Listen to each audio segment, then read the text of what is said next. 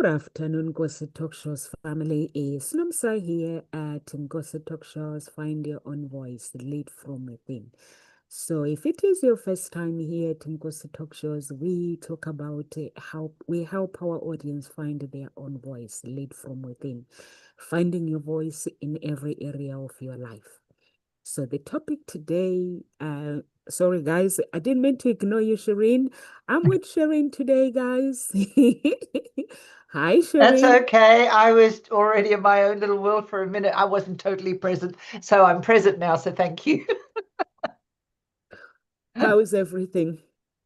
Good, good. Yes. Awesome, awesome. And you? So the topic today is forgiving the unaware, how innocent ignorance shape our stories. Forgiving the unaware, how innocent ignorance shape our stories explores why people sometimes wounds us without malice, how we can transform those moments into wisdom, boundaries, and freedom. So in this video, we will unpack the psychology of unknown unknowns, the spiritually invitation side of things, and the practical steps path to release resentment without abandoning the truth. Expect real tools here. Shireen she's well prepared for you guys. And I am well prepared for you guys. And Sharina, I know you chose this topic.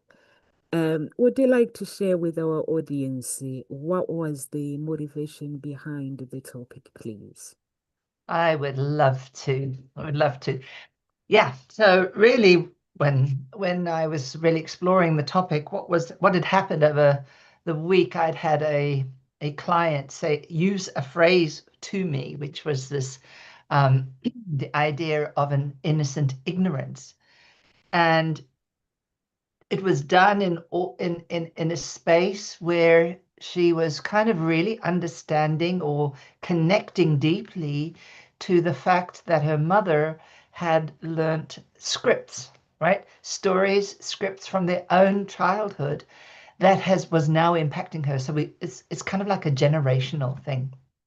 And for her, when she started to look at her parents in this kind of way, her mother particularly, as a person that has their own faults, that has their own script that they unknowingly were doing, it allowed her to have a softness, an openness with which to understand her mother.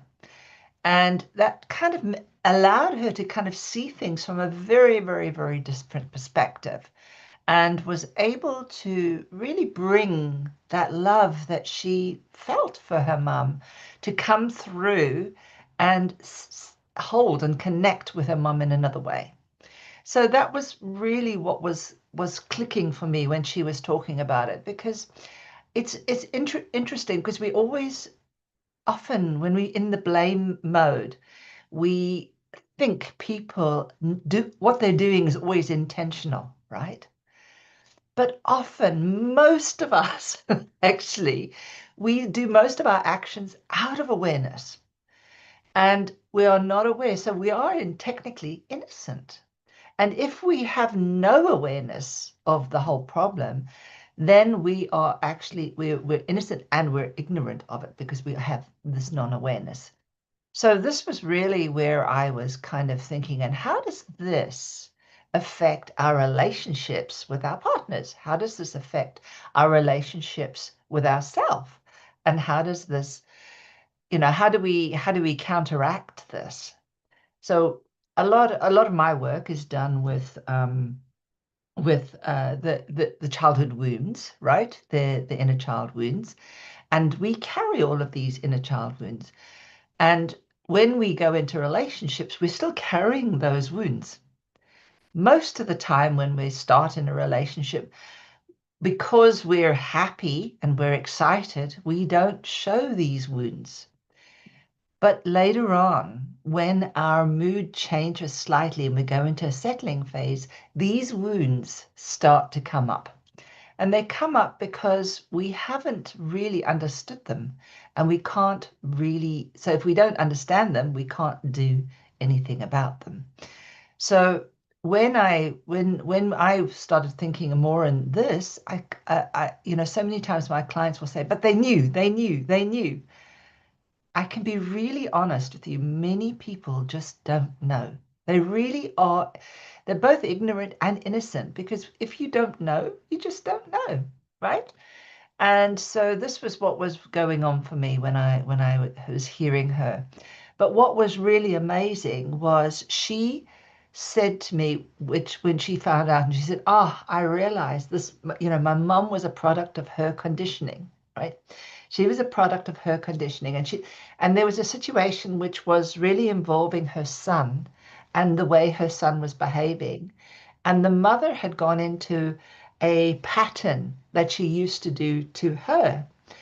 And part of her internal conflict was really about thinking about this is what my mum did, but coming from the space of, oh, my mum didn't really even know what she was doing, right? So it empowered her to actually have a conversation with her mother, and her mother just said, oh, I didn't know. And her mother promptly changed what she was doing. So a whole generational legacy was stopped in that moment because this person had recognized that her mother was really innocent, right? She was just innocently conditioned, whatever way it was, and she was just doing a pattern she didn't know. So for me, this is a truly profound healing that I witnessed in that moment. And, it really touched me. And I can see how that can be so helpful for everybody else if we don't go with the assumption that they know, but maybe we go with the assumption that they don't know, that they actually are ignorant. And what might that mean in a relationship when we move into relationships, or something's going off and we don't know yet how to handle it? So where are they innocent? Where do they not know? Is what I'm kind of bringing today. Nom, so what are your thoughts on that? It's powerful. That is really, really powerful because she realized a big breakthrough. Because sometimes, like you said, we blame our parents or we blame people. And when you blame someone, the more you blame that person, the more we enter the stagnation, we stagnate ourselves. Yeah. So what she has realized is a breakthrough, big, big breakthrough for her to say, okay, my mother, like innocent ignorance, because Mm. she was raised the way she was raised, and she was conditions. Those conditions, they became her identity, and now her children had to put up with, they had to get affected in that condition as well. But she could have easily blaming her mom and stuff and said, my mom is this, my mom is this.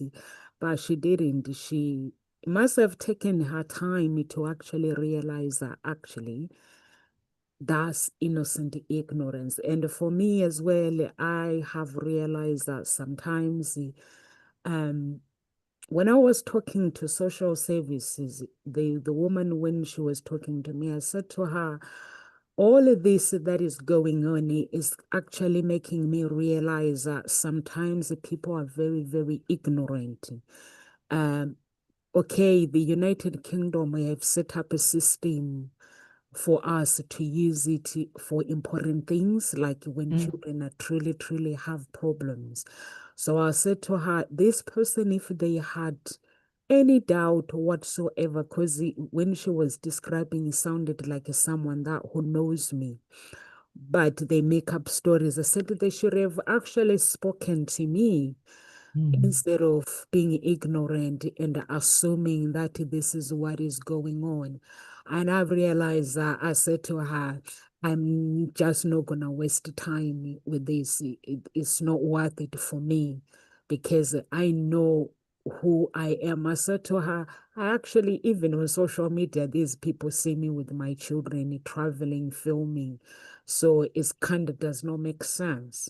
So I Mm, said to her, that is my time being wasted by someone who is totally, totally innocent, who does not understand what is going on, who is assumed. So I said to her, if it was before, mm, I will be like getting angry, going under the pillow. But I said, now I'm not gonna do anything.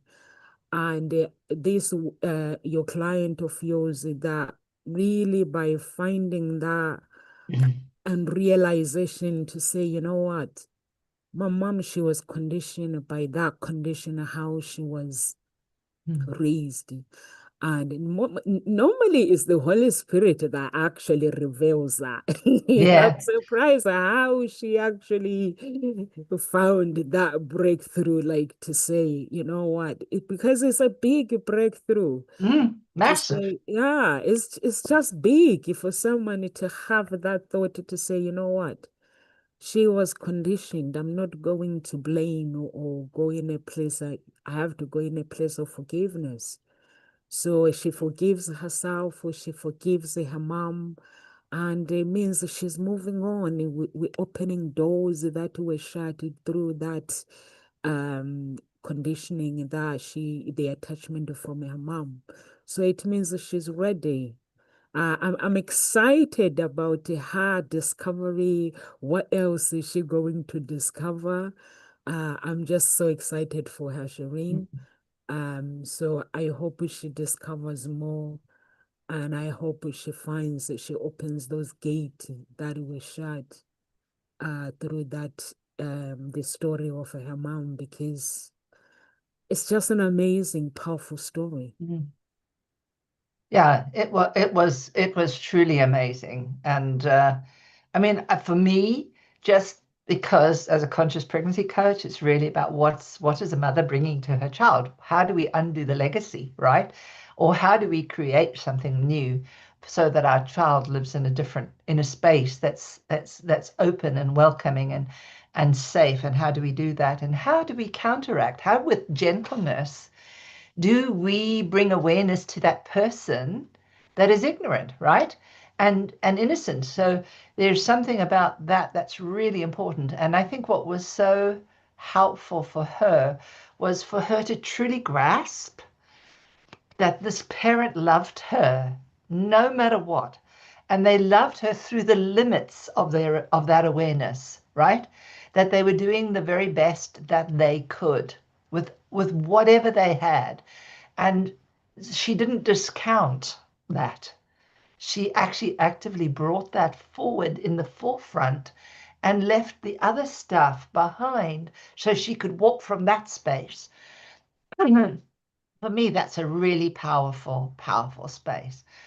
And it kind of reminded me while you were talking early on is in NLP, one of the key factors or the key precepts of NLP is behind every behavior is a positive intention, right?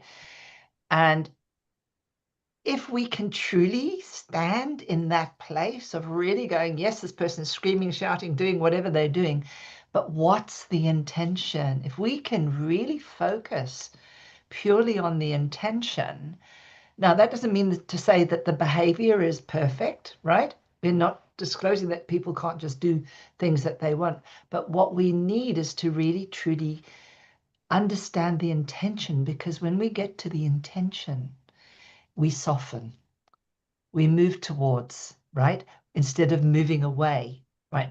So we move into those what we call active engagement, the higher part of our nervous system, our parasympathetic nervous system, which is to engage, to move forward, because that's where we have safety. Safety is in the connection, right? And not in the disconnection. And we've known this as a child, fundamentally, we've always tried to get close, right? So we know that when we stay close to our families, we stay close within a community, we are much safer than when we're outside, generally. So it makes perfect sense to, if we really want to allow things to shift in a very different way, is to come with this frame. And I know it sounds an opening and a softening, but the crazy thing is the energy changes when we go into that openness, right? When we're open, there's something it attracts people towards us.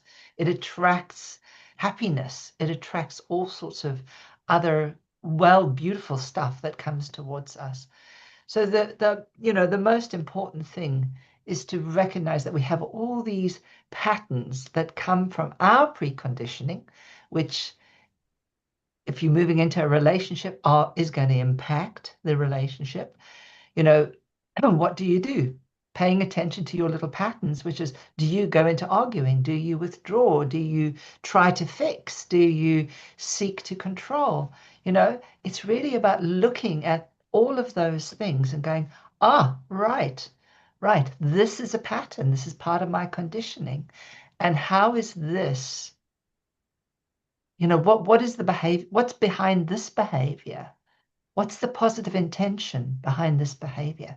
When I argue, what do I want? What is it? Oh, I need to be heard. Why do I need to be heard? It's because I want to validate myself. Right. Okay. Do I need to validate myself in this way? Maybe I can validate it another way. Maybe the type of validation I'm trying to do is not quite the validation I'm seeking. So it's kind of really understanding that all these feelings are always going to come down to a sense of safety, a sense of a safety and expansion. We're always wanting that, but we are afraid. So we tend not to do it. So if we allow ourselves to look with compassion, to not blame, to recognize that we have these emotional blind spots, we have a wonderful way of being able to move and shift and change the energetic frequency of our lives, but also those patterns to transform them so that we can transcend, right? What's our whole purpose in this world? It's to transcend all the challenges. I truly believe. I mean, part of the fact is that as humans, we've got a left brain which is very critical and analytical, and all of those things. It works about separation, right? It allows us to see things, do things. It's got good points and it's got some unhelpful ones when we're anxious. We need this so that we can start to look at things and move forward with them. And we need the other force, the other part, to be able to see things in a big picture, in the global picture. So we need both, right? We need both. You need a director and you need a dreamer. If you don't have those two, you can't function very well in yourself, and you can't function as a unit either. So yeah, those were the things that I was really thinking about while I was paying attention to this particular topic, and really about what would be the things that we would want to focus in when we want to shift perspectives. And for me, one of the key things is always about where's the positive intention. Have you heard of that one, Nonsa, the positive intention? How do you use your frame? What sort of frame do you use? Positive intention. I've had it so many times. I think I had it from what's his name? Grant? No, the guy that does the training for Yeah, Shazad. yeah, For positive intention, for Shazad, yeah. yeah. Um, Shazad Charmaine, positive intentions, yeah. yeah. I like what you said, Shireen. Um, Yesterday I was reading the Bible. So I'm reading the Bible, Matthew 8, Matthew 8, verse 3, which is Jesus says, truly I tell you, unless you change, become like little children, you will never enter the kingdom of heaven. So I laughed when I was reading this scripture, which is what you've just said, that sometimes the people, they do things but they are not aware of what they are doing. Because, like myself, I used to do things before I started the cleansing, but I wouldn't be aware of what I'm doing. Mm. But since I started the cleansing, I had to write down the things that I completely don't do. and the things that, like, when someone does something, I have to be aware of what is this thing teaching me?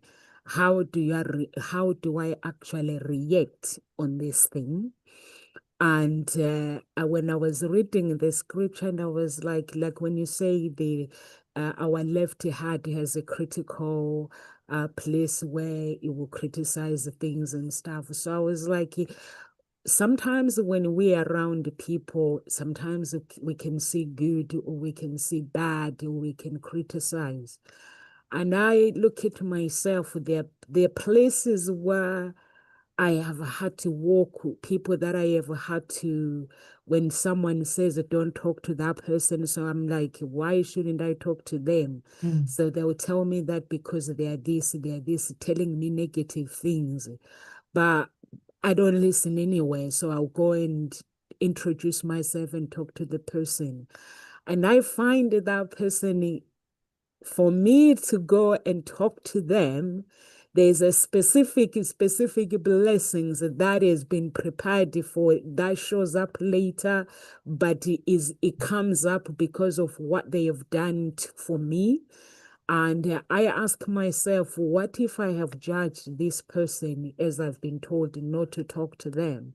Will I have what I have today? So I've learned those things truly, really the hard way to stay Mm. focused and understand that people are not, no one is perfect. And also when you say you said behind every behavior, there's a positive intention. Sometimes there are people who are like in the family, they are well known for trashing people. They are well known for, but they say they speak the truth, but they're actually hating people. I've learned that from Dr. Olukoya. He Mm. says when he preaches, he says, don't be a person that says, me, I speak my mind. Before you speak your mind, think before you can say anything, because you'll be hurting, you go around and hurting Yes. people and people clapping for you, but you're hurting the innocent people and not Mm. knowing. And I've learned that his teaching made me actually stay focused on what am I supposed to be doing. And I've learned to understand that, like you're saying, behind every behavior, there's a positive intentions.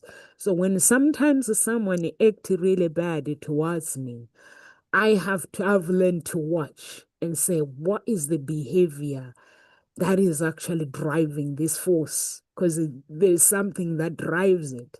Was it Mm. a childhood attachment? Was it something? Because sometimes I don't know if you realize that people make up stories. And Mm. sometimes I ask myself, was I one of them that make up stories? Like in my head, like you make up stories with people, like you say people, they are this, they are this, they are this. But then you find that that's not true. So I'm like, did I used to be like this? Where Mm. people just judge, or sometimes you go to a business event like me, I have a dating agency. Just because someone is married and they don't even want to talk to me because I have a dating agency, they're like, you can't help me with what I'm looking for. I'm like, what are you looking for? And they're like, I have this kind of business. And I'm like, do you understand what is a dating agency means? It means I've got everybody. It means I've got people from all walks of life, different business people, different, they come from all different background, but they are all with one voice, intelligence. And they have worked really hard to be able to afford my agents. It means they've worked really hard.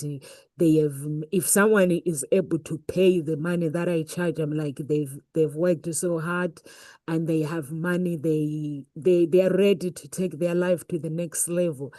And then sometimes they say, oh, I never thought it that way. I'm like, because what you thought is I've already got a ring on it. So Nomsa, she's gonna want to recruit me. I'm like, I just want to talk to everybody and connect with people in Mm. different walks of life. And sometimes I have to correct people to say, no, you can actually connect with me because I meet people. If you are a designer, I could meet someone who comes to my agency and they're looking for a designer, or they're looking for this person, they're looking Mm. for all different things. But because we are conditioned, our mind already been conditioned that you need to do this. Sometimes I correct myself as well. When I'm doing Mm. something, I'm like, no, no, sir, don't do the familiar. Because like in my mind, I don't want to do something that is new. I Yeah, want to do yeah, something that is familiar. So I have to correct myself. yeah, yeah, yeah, yeah, yeah. Yeah. I think it's really important what you're saying is that we have to be aware of our patterns, right? That we have to be aware and correct ourselves, which is so important. And I love that you were reading that. That was one of my favorite parts, and did cause me a lot of challenges when I was younger. Never wanted to go back to being a child, right? But what I didn't understand at the time, um, which is that we need to be childlike. And what are children? Children, they don't have a very developed left brain. So they're not super critical, right? They don't, they take things more at face value. They are generally more accepting, unless they've been really traumatized. Most children that are secure, that have been had a really good secure attachment, they're open, they're Bonnie Blythe, good and gay. They're really in that lovely place and state where they give, they're happy, they're chilled, they're motivated, they're optimistic, but most of all, they're very forgiving, right? They have the capacity to just be, which is very different from others that have been hurt, all right, that may have experienced their childhood wounds. But I think when we talk about the positive intention, I think the most important thing is it's not about accepting the behavior. It's not about making people accountable, not making people accountable. It's about really trying to create a connection. It's about thinking to ourselves at that moment, this person right now doesn't have an awareness of what they're doing, right? They are saying, yes, they're saying mean things, but I love that you said they're looking for the driver force. You're looking for the driver force. What's driving that's behind that behavior? What are they seeking? And it's always going to be one of those strategies: fight, flight, fright, flight, flees, faint, and fawn. Right? It's going to be one of those. And so it's really important to kind of really pay attention. What are they scared of? What are they afraid of? If you go and speak to that person, what does that mean for them? Right? That's how you look for the positive intention. You're looking for what's the fear that they're experiencing so that you can move towards them and say, you know what? Just because I talk to them doesn't mean that I don't care about your opinion, right? It doesn't mean I'm ignoring you. It's just that right now, this person's there on their own, right? And nobody likes to be alone. So you can then phrase things in a very different way that somebody will go, okay, you're not ganging up against me. So, I mean, invariably, that's what it is about, isn't it? It's about a power struggle in some way. So when we look at the driver, and we start to pay attention to that, it puts us in a place of what I call power, self agency. We can now make a connection that's different, right? So instead of just going and talking, we can actually address what's really going on for that person and reassure them and still go and do what we're going to do, right? And I think that's the key of well, I believe that's the key of what you're doing. But I know for me, that's what it does require taking a few steps. You're thinking first, you've really got to think, right? You're not going to go into mindless awareness and react and just do. You're going to think, what am I, I'm choosing to do this. This is going to make this person upset. It's going to roll the thing, but I still want to do that. That's my commitment, right? then it does require you to work with the other part for the person so that you get some sort of blending that's much better. So yeah, it's not about that. The second thing that's really, I think it's so important and we have to always keep in mind is our memories are distorted. Our memories get distorted so quickly. So, our memories are not solid. They are made up of impressions constantly. And that's why we talk about the different kinds of memory effects that happen, certainly when we do witnessing in statements, right? If you tell a story once, if you've had a traumatic event that happens, if you speak to multiple people, they will all have a different story. They will describe different things, and because they'll be in different places, so they'll get different perspectives, right?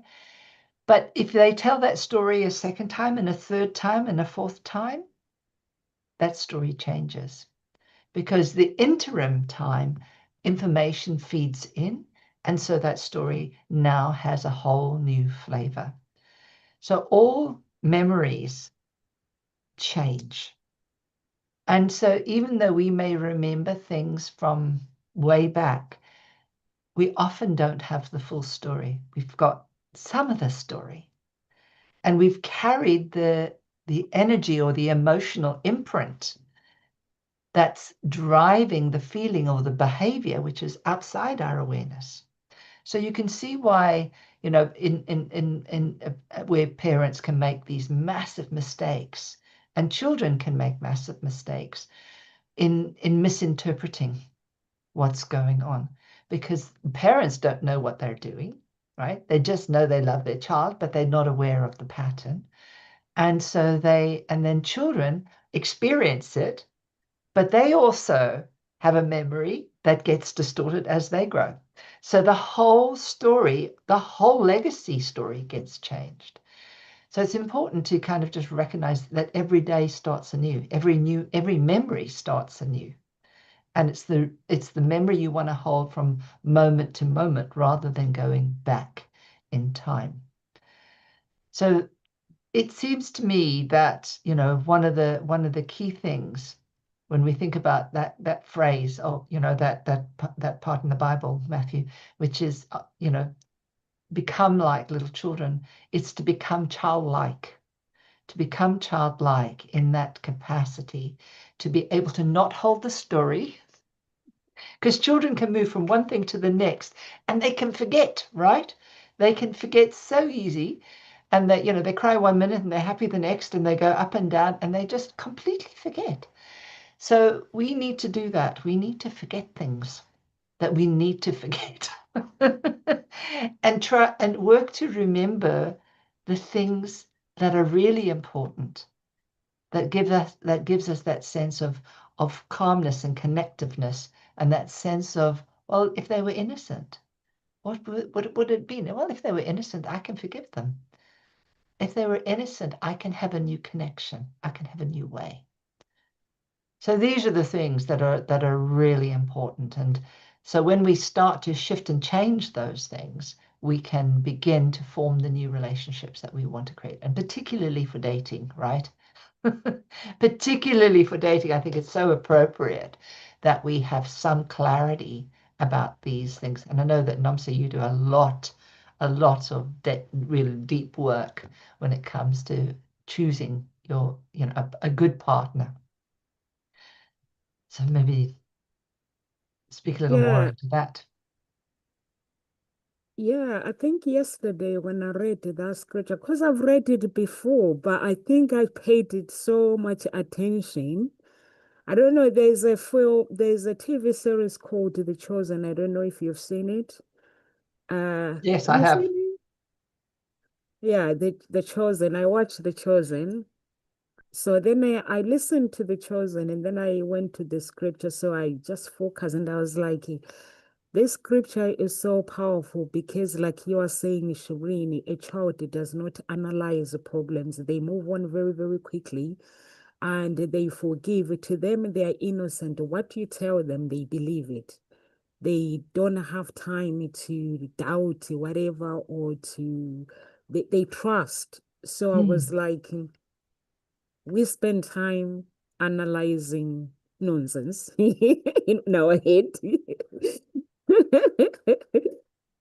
So I was like, okay, I need to really stop analyzing nonsense from now on and just work on my mind. And actually yesterday it was working when I was like staying focused and like training my mind to actually stay focused, not analyzing whatever is gone wrong, analyzing the negative, analyzing the positive. I was like, whatever will be.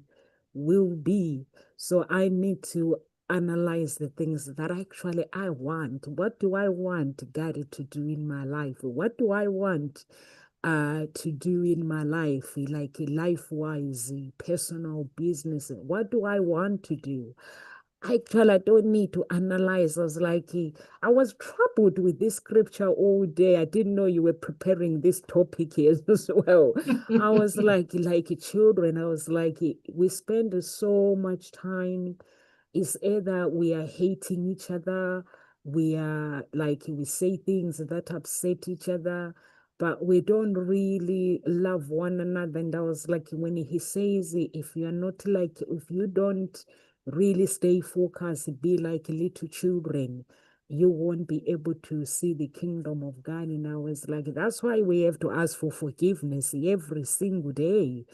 Because it's like, I don't know, when I came to the UK and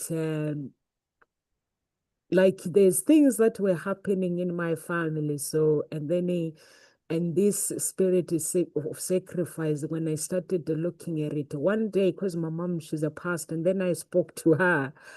And then my mom actually realized, actually, I know more about this thing than because I had studied like evaluating things, how he does things and stuff. So then I told my mom, and my mom once said to me, in all the children that I have, you are the smart one. I have realized actually I need to follow your footstep. I was like, what do you mean? It's like, what do you mean? She was like, I have realized that from today, I am not going to do this. I'm not going to do this. I'm following your footstep. And I was like, what took you so long? Because I was trying, like my mom just realized that me, I like, because I realized that actually this thing actually destroys people's life. You spend time actually turning relationship Mm. upside down. So me, Yeah. I was refusing to fight my family. I was like refusing, and someone comes in with the text message. I'm like, okay, I'm not getting involved in that part. I'm not doing this. I'm not doing this. Until my mom actually realizes well, and she was like, I'm following. I'm not doing that anymore because that is my family never used to be like this. And I was like, actually, that is true. When I was growing up, me, there are things that I've never actually seen. Like when you're this your client, when she's talking about the innocent, I grew up myself. I've never seen my family arguing. Mm. Or never, even my parents. But then when I got older, now when I had my children, so I was like, oh, it's not that they didn't disagree. They did, but private. They did disagree. So there was this protection. They were protecting us. So it doesn't mean, so I had to ask my dad. And then I asked my mom, and my mom will be like, that father of yours. I was like, so you did argue. So now I start seeing things like, oh, they were very, very protective. And my mom was like, I just like, we feel that you shouldn't be dragged in our own mistakes. You guys were preparing for your own lives and stuff, like your upbringing, but we didn't have to sort of show you a different side of life. But then I said, but I grew up believing that life is smooth, but it's not. Mhm. So she then had to explain. But Mm. now that I have my own kids, Shireen, I don't shout at them. If my children are messy, like my oldest one, if she's messy in the bedroom, I go and sit down with her and we sort of chat and I'll start tidying up. And then the next thing is she start joining me. Before you know it, the room is tidy and I'm out. And I'm like, my job is done. But when you shout at them, you scream at them, they get depressed, I get depressed, all these things. And one day my daughter came to me and said, you accept us for who we are. You don't try to change us. And then I was like, what do you mean by that? And she was like, oh, my dad, if the room is clean, he cannot stand it. He has to explain why it's important. But with you, you don't shout, you just come and you manipulate us. You just because Shireen is shouting at people sometimes is a waste of time. Mm. So sometimes it's just to go quiet and pretend as you don't see anything, but let them know that the right way, the right path is this. Things could be different if you do it this way, maybe. But Mm. with my children, I just go to their room and Kayla will be like, my youngest one should be like, but I came here for some peace and quiet. I'm like, yeah, but the peace and quiet, it would be really nice if we can just tidy up and move this. And she'll just mourn it, but she's doing it. And before you know it, she's back on the bed having some peace and quiet, and the room is tidy. All is left is just having to hover. So I think all those things are really, really important. Having to really see the mindset of people that what we think is right. Mm. Them, they see life in a different way. So it is okay for them to see the life the way it is, as long as they are not hurting anybody. But there are some people, like I say, Dr. Olukoya say, don't be that person who says, I speak my mind. Because when you speak your mind, it says, if we were to bring all these people that you spoke your mind, you realize how many people you've hurt. I Mm. was like, actually, he makes sense. So we need to be aware. I think it's self-awareness that Yeah, I think speaking your mind is if I think people can use speaking your mind as a way to deliberately belittle, yeah, right?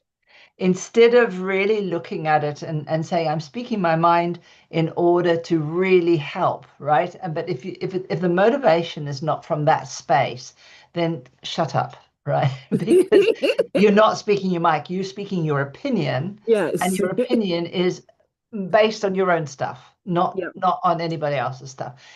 If people can, if you know, and I think it's really important that people go, right, if you ask for someone to give you their opinion, that's okay, you can yeah, ask, but it's up to the person that's giving the opinion to always recognize that whatever you're going to say may or may not hurt them. It's up to you at that point it's your point as point of delivery, right? So how you deliver the message, how you deliver your mind is really important. Do you get the effect that you truly want, right?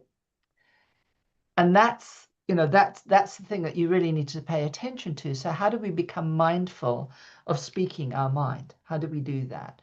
And it really is about seeing what's going on for the person. If someone's asking you to speak their mind, really try and anticipate what's going on for that person that they're asking you this. It's never a straightforward interaction. There's always something going on. Why does this person ask you, right? What are they wanting to learn? Deal with that bit, right? So what is it that you asked me to tell you what I think. What is it that you really want from this conversation? How can it help you? What would help you? And that is a very different way than just giving an opinion. If you're looking at it if someone's saying, oh, well, do I wear a green dress or a red dress or whatever, you might say something like, both of them are really good, except that red might give you that the color suits you better than the green does. The one's draining you a little bit. You give clarification. So if you're doing proper clarification, shows that you've thought about it. and you really are doing the best for this person, right? And I think that that's really the key when it comes to giving your mind.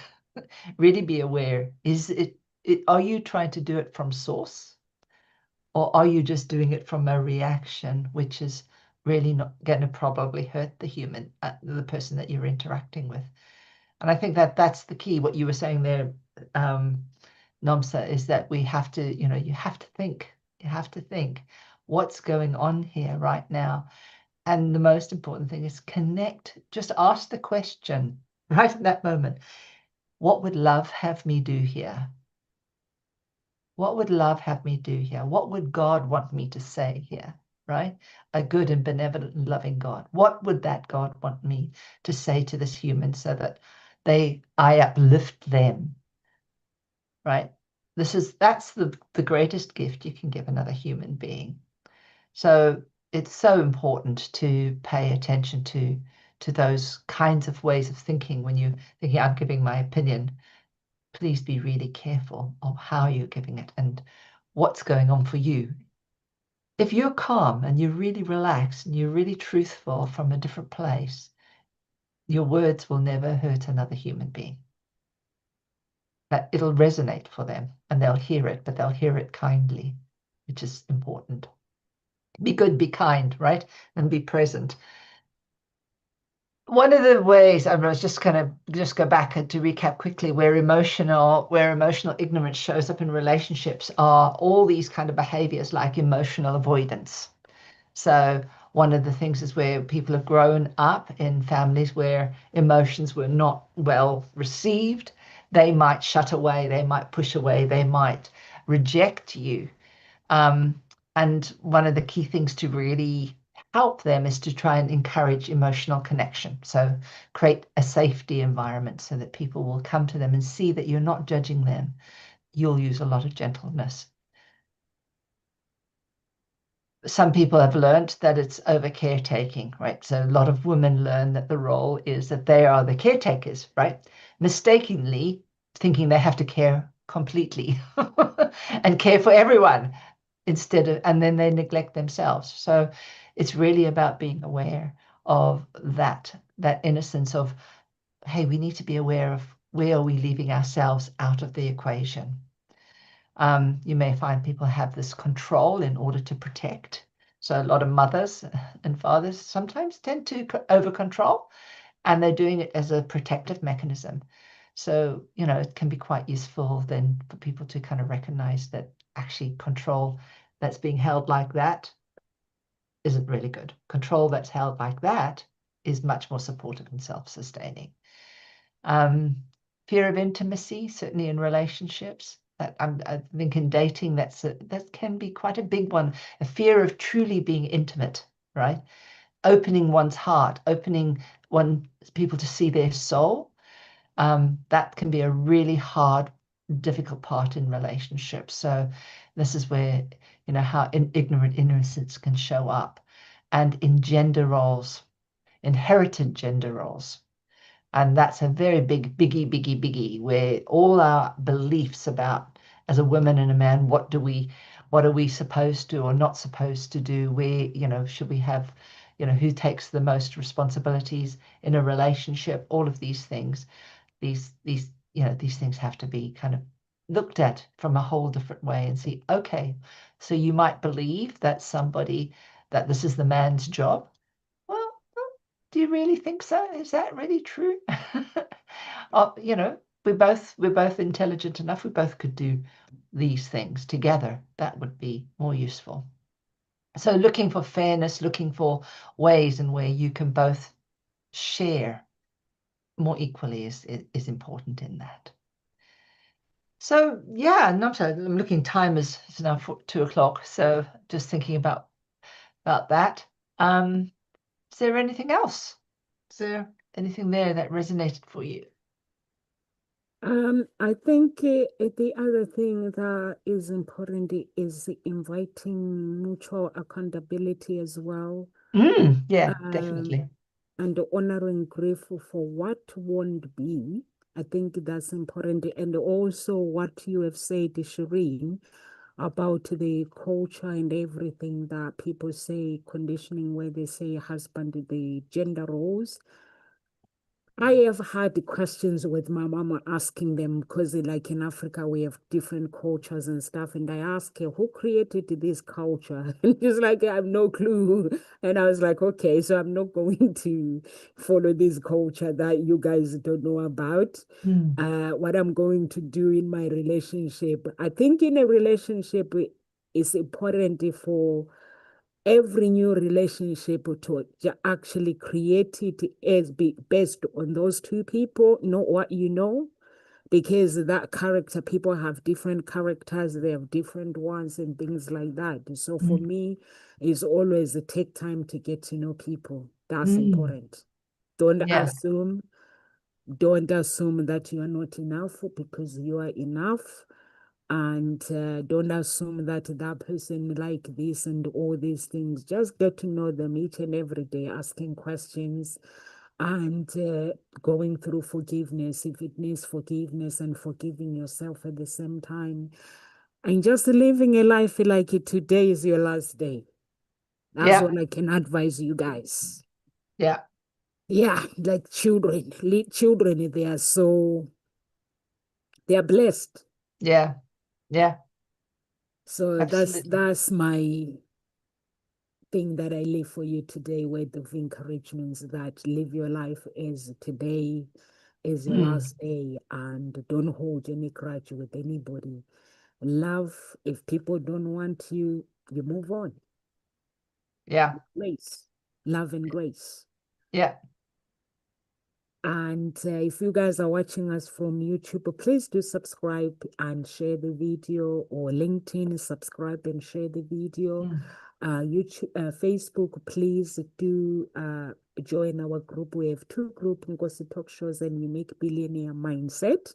And more people are joining Unique Billionaire Mindset. Yeah. Joining Ngosi Talk Shows. Please, if you join Unique Billionaire Mindset, join Ngosi Talk Show group as well, please, guys. And follow us on Twitter and Instagram.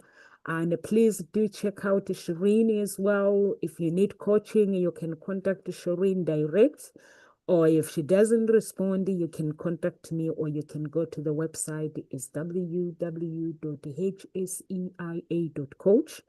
And she's there as well. So you can contact me, and then, or you can ring the office number or email, whatever is easy for you.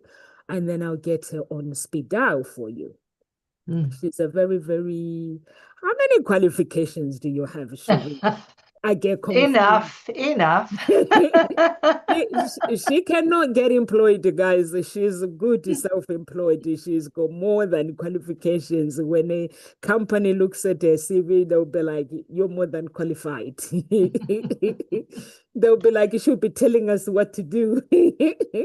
Yeah, so yeah, please do get in touch with her. God bless everyone. God bless. Yeah. Grace, and I shall see you